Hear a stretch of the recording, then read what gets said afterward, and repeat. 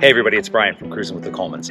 If you are like we are, you feel like you are constantly trying to deal with bugs in your RV. Here in Ohio, we end up with mayflies in the spring, stink bugs it seems like year-round, bees and wasps and just all kinds of bugs and creepy crawlies that like to find the warm spots in your RV to make a home.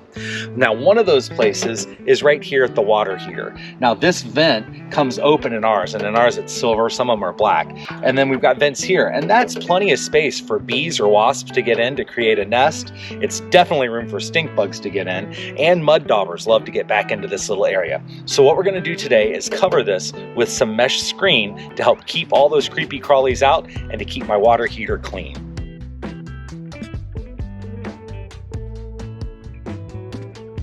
We have done this project before, and we used some old nylon screen that we just had laying around, just an extra piece of scrap from when we had to replace a screen window.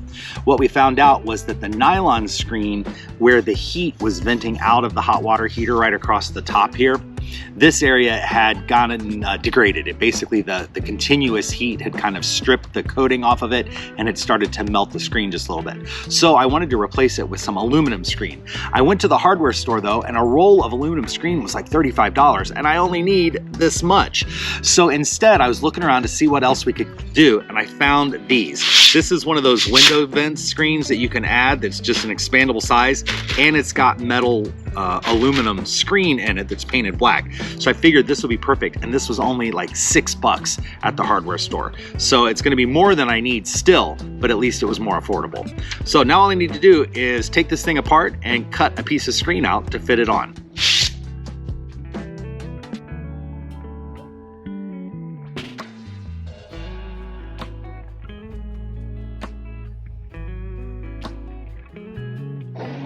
Now that I've got the piece off, I'm just gonna sit it into place and take a little measurement with my scissors to cut it down to the right size.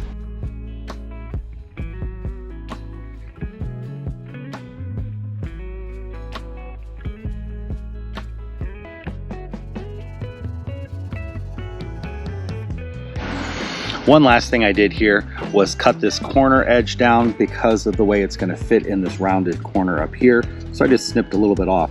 And now I'm ready to put it into place. The best thing I've figured out to do with this is to use a glue gun to glue it down.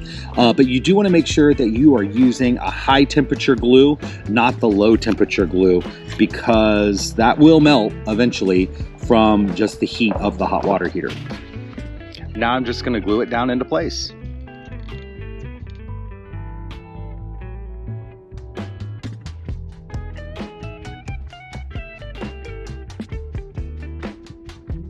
Now, of course, I waited until the glue had cooled off a little bit to do that, but then smushing it through helps to seal it into place. So now you see it is stuck in there and it's not going to come back off. Do the same thing up both sides and across the top, and I'll be all done. All right, have it all glued on. Just have to snap it back in place.